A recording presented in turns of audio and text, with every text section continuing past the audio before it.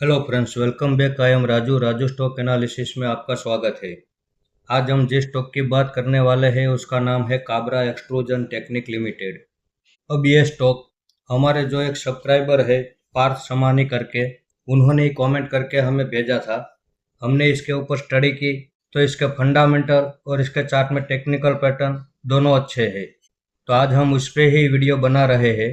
ये है हमारे सब्सक्राइबर की कमेंट का स्क्रीनशॉट। अब वो बड़ी अच्छी अच्छी कंपनियों का नाम हमें कमेंट में भेजते तो है, लेकिन साथ में वो स्टडी भी बड़ी अच्छी करते हैं।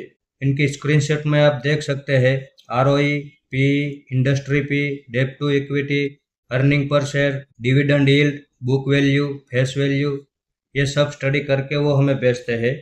तो उनकी इस मेहनत के लिए मैं उन्हें धन्यवाद देना चाहूँगा।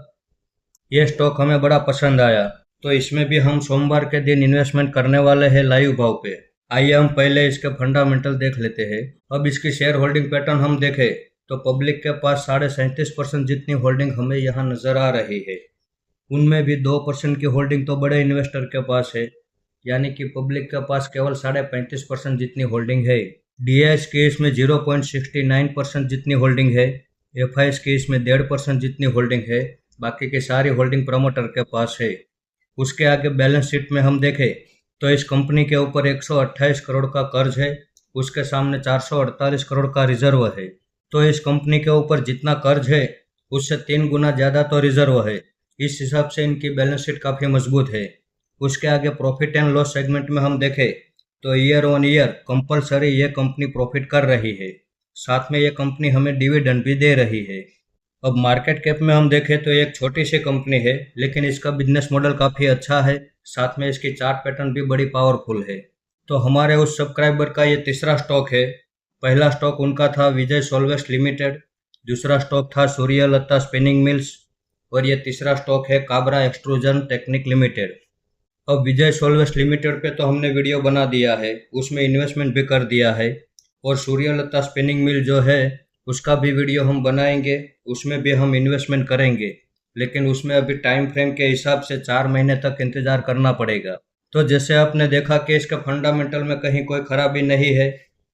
इसका चार्ट में जो टेक्निकल पैटर्न चल रही है वो कुछ इस तरह से है कि ये गिरावट करता है, बड़ी गिरावट भी करता है, लेकिन जब ये चलना शुरू करता है तो कम से कम 1 साल और ज़्यादा से ज़्यादा 2 साल में ही अपने पुराने ऑल टाइम हाई को टच करके एक नया ऑल टाइम हाई बना देता है। अब ये अपने ऑल टाइम हाई से अभी हमें 55% की गिरावट पे मिल रहा है, तो एक एंट्री करना तो यहाँ बनता है। ऐसा नहीं है कि ये पहली बार इतनी बड़ी गिरावट कर रहा है। पुरानी हिस्ट्री में हम देखें तो 2008 में इसने जो गिरावट की, उस गिरावट के बाद जब इसने अप ट्रेंड चालू किया तो सिर्फ 10 ही महीने में उसने अपने पुराने ऑल टाइम हाई को ब्रेक करके एक नया ऑल टाइम हाई बनाया। उसके आगे अगर हम देखें 2011 में, वहाँ से भी उसने मंदी की, बहुत बड़ी मंदी की। लेकिन जब उसका डाउन ट्रेंड खत्म हुआ और अप ट्रेंड चालू किया तो सिर्फ 18 महीने में ही उसने अपने पुराने ऑल टाइम हाई को ब्रेक करके एक नया ऑल टाइम हाई बनाया। अब तीसरी बार यहाँ पे भी देख लीजिए, 2017 से उसने डाउन ट्रेंड चालू किया, बहुत बड़ी गिरावट की। लेकिन जब उसका डाउन ट्रेंड खत्म हुआ और अप ट्रेंड चालू किया तो सिर्फ 12 महीने में ही अपने पुराने ऑल टाइम हाई को ब्रेक करके एक नया ऑल टाइम हाई बनाया। तो अभी हमें ये 55% की गिरावट पे मिलता है, तो एक एंट्री करना तो यहाँ बनता है। इसमें हमारा दूसरा सपोर्ट 200 रुपये का रहने वाला है। इसमें हमारा तीसरा सपोर्ट 140 रुपये का रहने वाला है। इसमें हमारा टारगेट 650 का रहने वाला है। 650 के भाव पे हम इसमें प्रॉफिट बुक कर लेंगे। अगर ये यहीं से ऊपर चलना शुरू कर देता है तो बड़ी अच्छी बात है, और अगर यहाँ से और ज़्यादा गिरावट करता है तो करने दो। इसकी हर गिरावट का फायदा उठाने के लिए हम तैयार हैं। तो जितनी बड़ी गिरावट होगी उतना बड़ा प्रॉफिट भी तो मिलने वाला है, क्योंकि इसके चार्ट में हमें इतना भरोसा तो मिल जाता है कि ये जब अपना अप ट्रेंड चालू करेगा तो कम से कम 1 साल और ज़्यादा से ज़्यादा 2 साल में अपने पुराने ऑल टाइम हाई को टच करके एक नया ऑल टाइम हाई बनाने वाला है। तो यहाँ से ये जितनी गिरावट करता है करने दो। इसकी हर गिरावट हमारे लिए एक बड़ी अपॉर्चुनिटी रहने वाली है। वर्स्ट केस सिनारियो में अगर ये 140 के लेवल तक भी गिरावट कर देता है तो 140 के भाव पे हम दिल खोल के इन्वेस्टमेंट करने वाले हैं, क्योंकि वहाँ से तो हमारा प्रॉफिट 4 गुना भी तो होने वाला है।